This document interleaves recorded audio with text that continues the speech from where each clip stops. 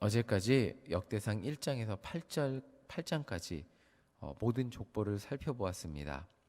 그리고 오늘은 포로에서 돌아온 사람들에 대해서 설명해 주고 있습니다. 어제 말씀드렸듯이 성경에 이유 없이 기록된 것은 없습니다. 창세기에 족보가 기록된 이유는 하나님께서 인간을 어떻게 창조하셨고 그 창조하신 인간이 죄를 지었음에도 불구하고 하나님이 죄 지은 인간마저도 어떻게 돌보시고 인도하셔서 그리고 이제 그 성경을 읽는 첫 번째 독자들, 그러니까 이스라엘 백성들에게 그 족보가 이어진다는 것을 그들이 하나님의 선택받은 민족임을 알려주기 위해서 창세기에 족보가 있었습니다. 마태복음의 족보는 목표가 조금 다르죠.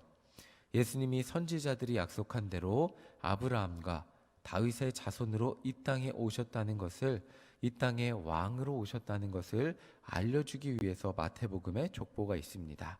그렇다면 역대상의 족보는 어떤 목적을 가지고 있을까요? 그 족보가 포로에서 돌아온 사람들까지 이어지는 것을 보면 알 수 있습니다. 오늘 말씀을 보면 포로에서 돌아와서 어떻게 돌아왔는지 그렇게 설명을 해주고 있습니다.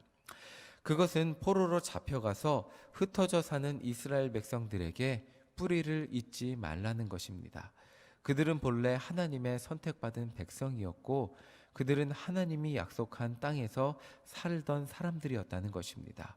그래서 족보를 잘 보시면 그들의 조상들이 살았던 땅과 경계에 대해서 이렇게 잘 설명해 주고 있습니다. 비록 우리는 그게 와닿지는 않지만 어제까지의 족보를 보면 어디에 거주하였고 경계는 어디였더라 이렇게 설명해 주는 것을 알 수 있습니다.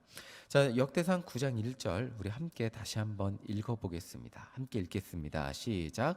온 이스라엘이 그 계보대로 계수되어 그들은 이스라엘 왕조실록에 기록되니라.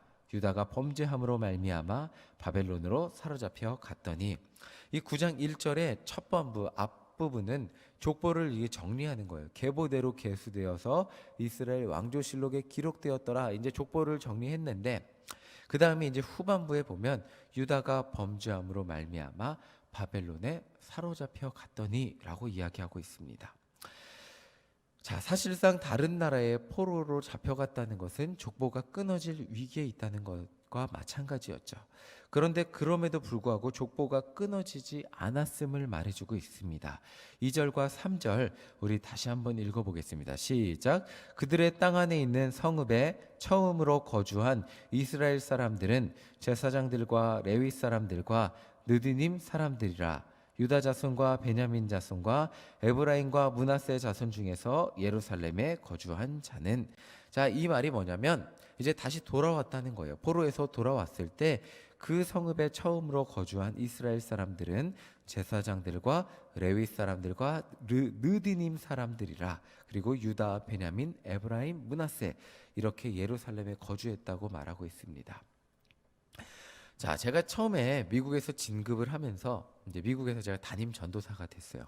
그리고 이제 1년, 2년, 3년이 지나면 담임 목사가 되는데 이제 워싱턴 지방이라고 있어요. 미국이 진짜 크거든요. 거기에 한국 감리교 목사님들이 교회가 300개가 넘었습니다. 그중에 이제 워싱턴 지방인데 워싱턴 지방이 진짜 커서 끝과 끝 교회가 한 4시간 정도 차이가 났어요. 그런 교회들이 한 교회가 정확히 개수가 기억이 안 나는데 20개 정도 있던 것 같습니다. 그래서 이제 지방 일을 도운 적이 있는데 지방 서기를 돕는 통계 서기 역할을 합니다. 그러면 어떤 역할을 하냐면 이제 지방의 이제 통계표를 받아갖고 그 교회가 2000 몇 년도 2015년도에는 뭐 이번에 새로 세례받은 인원이 몇 명이고 권사 몇 명, 뭐 집사 몇 명 이런 거를 교회별로 다 통계를 내서 자료를 만듭니다. 근데 제가 처음에는 아무것도 모르고 교회 이름을 가나다로 정렬을 했어요. 그러니까 우리 일신교회는 이응이니까 이응이 가 있겠죠. 그렇게 해서 다 열심히 정리해서 딱 선배 목사님, 서기 목사님을 보여드렸습니다. 그 목사님이 보자마자 넌 틀렸어 이러는 거예요. 예, 아시는 분은 아시겠지만 교회 이름은 감리교의 모든 교회는 가나다로 정렬하지 않아요. 예, 감리교의 모든 이름의 순서는 왜 저렇게 돼 있지? 아무도 알려주지 않아, 저한테 처음에 알려주지 않았지만 교회 설립연도에 근거해서 가장 먼저 있는 교회는 설립연도가 가장 먼저 된 교회인 거예요. 그래서 이제 교회 주소록 보면 가장 먼저 있는 교회가 가장 빨리 설립이 된 겁니다. 그래서 워싱턴 지방도 마찬가지였어요. 그렇게 해서 이제 다시 제가 다 헝클고 그냥 원래 있던 순서대로 가지고 이제 자료를 넣었던 기억이 납니다. 자, 별것 아닌 것 같지만 어디에나 순서와 질서가 있어요. 오늘 역대상 말씀에도 2절 다시 한번 보세요. 저자가 기록한 이름 순서에 따라 저자가 강조하고 싶은 내용이 등장하고 있다는 거예요. 2절, 3절을 다시 보면 돌아온 민족들에 대한 순서가 등장을 해요. 제가 이 주보를 만들면서 기록을 해보니까 아무리 뭐 순서를 뒤바꿔 맘대로 치려 그래도 사람 이름에는 순서가 있기 마련입니다. 마지아 마인성이 익숙하지 마인성 마지아가 저한테는 익숙하지 않아요. 사람은 누구나 순서가 있기 마련이에요. 자, 이 보면 오늘 본문에도 보면 첫 번째가 바로 레위 그리고 느디님 사람이라는 거예요. 그리고 3절에 유다, 베냐민, 에브라임, 므낫세가 등장을 합니다. 저자가 가장 처음으로 이야기한 레위 족속은 바로 하나님께 예배를 주관했던 족속이에요. 느디님도 성전에서 일을 했던 사람들이라고 합니다. 저자가 이 두 사람들을 먼저 적은 이유가 있어요. 그냥 적은 게 아니에요. 바로 이스라엘이 포로에서 회복되어서 이제 다시 그 땅에 돌아와서 진짜 하나님의 백성으로 회복되기 위해서 가장 필요한 게 뭐냐면 예배의 회복이라고 생각했기 때문입니다. 그렇기 때문에 오늘 우리가 함께 읽은 본문 말씀을 보면 4절부터 9절까지 짧게 유다 지파와 베냐민 지파의 포로 귀환한 명단을 알려주고 10절부터 34절까지 24절이라는 긴 내용은 레위 족속이 어떻게 예배와 성전을 섬겼는지 설명해 주고 있어요. 하나님께 죄를 짓고 멸망해서 포로로 잡혀간 이스라엘 백성들에게 가장 필요하다고 생각되는 것이 예배의 회복이었기 때문입니다. 그리고 그런 그들의 예배 회복을 맡은 레위 족속의 정통성을 그들의 조상에서 찾고 있어요. 우리 19절과 20절 함께 읽어보겠습니다. 함께 읽겠습니다. 시작. 고라의 증손 에비아삽의 손자 고라의 아들 살룸과 그의 종족 형제 곧 고라의 자손이 수종 드는 일을 맡아 성막 문들을 지켰으니 그들의 조상들도 여호와의 진영을 맡고 출입문을 지켰으며 여호와께서 함께하신 엘르아살의 아들 비느아스가 옛적에 그의 무리를 거느렸고. 자, 우리가 함께 성전의 출입문을 지키는 문지기를 하는 사람은 우리가 생각할 때는 대단하다고 생각하지 않을 수 있습니다. 문지기인데 그저 문지기일 뿐입니다. 그런데 성전 문지기의 직분의 뿌리를 보면 하나님께서 함께하신 아론의 손자 비느아스까지 타고 올라가서 설명해주고 있습니다. 광야에서 이 미디안 출애굽해서 이제 광야로 간 이스라엘 백성들이 이제 미디안 여인들과 음행을 했습니다. 그리고 그들의 신들에게 우상 숭배를 하게 되었습니다. 이렇게 그런 사건이 일어나자 이스라엘 백성들을 심판한 사람이 바로 비느아스입니다. 그러니까 여호와 하나님만이 유일한 하나님이시고 그 하나님만을 온전히 섬기고 믿었던 사람에게 성전 문지기의 뿌리가 있다는 것을 알려주고 있습니다. 자, 22절을 함께 읽어보겠습니다. 22절입니다. 시작. 택함을 입어 문지기가 된 자가 모두 212명이니 이는 그들의 마을에서 그들의 계보대로 계수된 자요 다윗과 선견자 사무엘이 전에 세워서 이 직분을 맡긴 자라. 그러니까 아무나 문지기 못하는 거예요. 문지기가 내가 하고 싶다고 이 문지기 문 앞에 서 있으면 되는 게 아니고 다윗과 선견자 사무엘이 전에 세워서 이 직분을 맡긴 조상의 뿌리가 있는 사람만 문지기 할 수 있는 거예요. 자, 26절, 27절도 함께 읽어보겠습니다. 시작. 이는 문지기의 우두머리 된 레위 사람 넷이 중요한 직분을 맡아 하나님의 성전 모든 방과 곳간을 지켰습니다. 그들은 하나님의 성전을 맡은 직분이 있으므로 성전 주위에서 밤을 지내며 아침마다 문을 여는 책임이 그들에게 있었더라. 자, 그들은 그들의 사명을 따라 성전을 밤새 지켰음을 알려주고 있습니다. 그리고 그들 중 우두머리는 하나님의 성전 안쪽을 지켰음을 알려주고 있습니다. 역대상 저자에게 있어서 성전이 회복되는 것과 예배가 회복되는 것만큼 이스라엘의 그 백성들에게 필수적인 것은 없었기 때문에 이렇게 자세하고 길게 기록했던 것입니다. 코로나19로 인해서 우리는 올 한 해 포로와도 같은 신앙생활을 하게 되었습니다. 다행히 온라인으로 예배드릴 수 있어서 코로나19의 상황에서도 안전하게 가정에서 예배드릴 수 있었지만 성전이 아닌 집에서 드리는 예배의 문제점들을 우리는 어렵지 않게 찾아보게 되었습니다. 예배를 사모하고 지금도 먼 거리에서 온라인으로 보고 계실 거예요.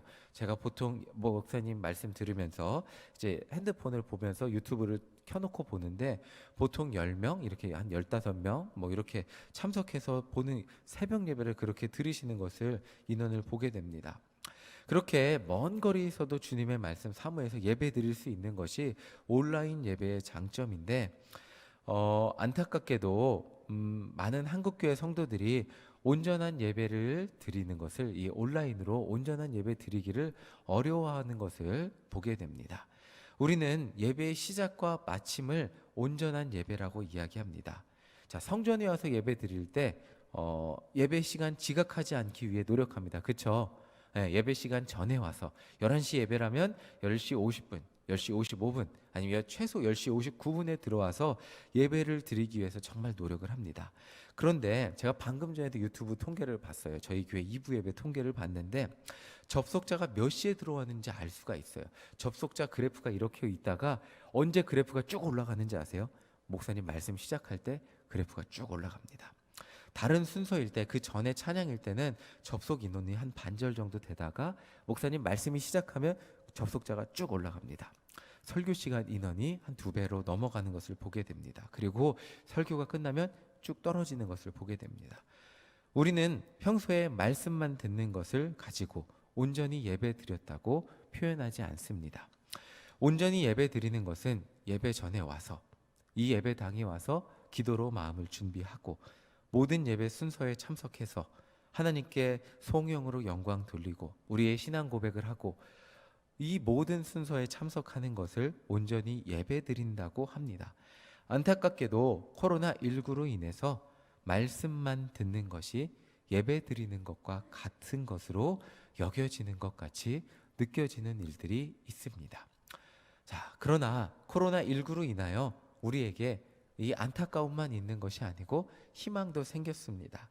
마치 포로로 잡혀간 이스라엘 백성들이 그곳에서도 하나님을 잊지 않고 하나님의 백성으로 살기 위해서 포로로 잡혀간 땅에서 몸부림치고 그들의 조상의 땅으로 돌아오기를 소망했듯이 오늘 많은 한국의 성도들이 현장 예배의 온전한 회복을 위해서 애통해하며 기도하게 되었기 때문입니다. 우리도 핸드폰으로 예배 드려 보니까 이게 마음에 차지 않는 것을 경험했기 때문입니다. 그래서 이곳에 나와 예배드리기를 소망하게 되었습니다. 뉴스를 보니 코로나19의 확진자가 다시 늘어나고 있고 방역 단계를 빨리 올려야 한다고 말하는 것을 어제 뉴스에 봤습니다. 방역 단계가 올라가면 분명히 교회 예배에 영향이 있을 텐데 제가 젊은이 부를 맡으면서 이제 흩어진 젊은이들한테 이제 연락을 하고 다음 주 저희가 총회거든요. 총회 나오고 다 같이 예배드리자 막 이러면서 강조를 하고 막 이제 다시 3부 예배로 이제 인원을 몰아서 함께 예배 드리려고 막 기도하고 강조를 하고 있는데 방역 단계가 올라가면 어떡하지 하는 제 마음에 답답함이 다시 생겼습니다. 이럴 때 우리가 해야 할 일은 이 현장의 예배가 하나님 앞에 온전히 드려지기 위해서 기도하며 현장에서의 예배가 회복되기 위해서 간절히 기도하는 것입니다. 시간이 흐르고 세상이 변했어도 예배의 회복만이 역대상 저자가 생각했듯이 이스라엘 백성들이 간절히 소망했듯이 아무리 시간이 흘러도 세상이 변했어도 예배의 회복만이 우리의 희망이고 이 나라 이 민족 이 땅의 희망이 되기 때문입니다.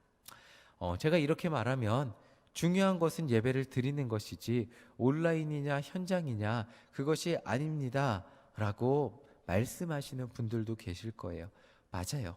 하나님은 우리가 영과 진리로 예배드리는 모든 장소에서의 예배를 기쁘게 받으세요.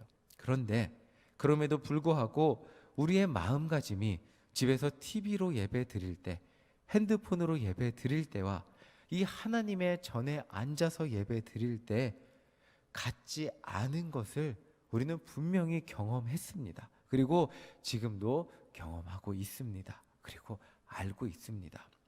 우리 안에 하나님께 드리는 거룩한 예배가 회복되기를, 그리고 집에서만 예배 드릴 때 그 예배가 회복되지 않아서 우리의 마음이 곤고해지는 것을 깨닫는 것을 우리는 느끼고 있습니다.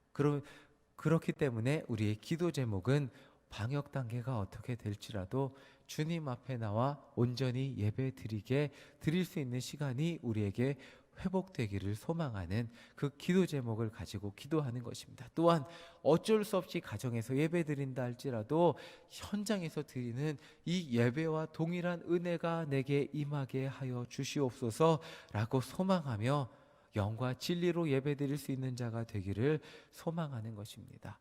예배의 회복만이 우리의 희망이기 때문입니다. 그렇기 때문에 이 시간 이 자리에서 현장에서 예배 드리는 모든 성도님들은 복된 분이신 것을 깨달으시기 바랍니다.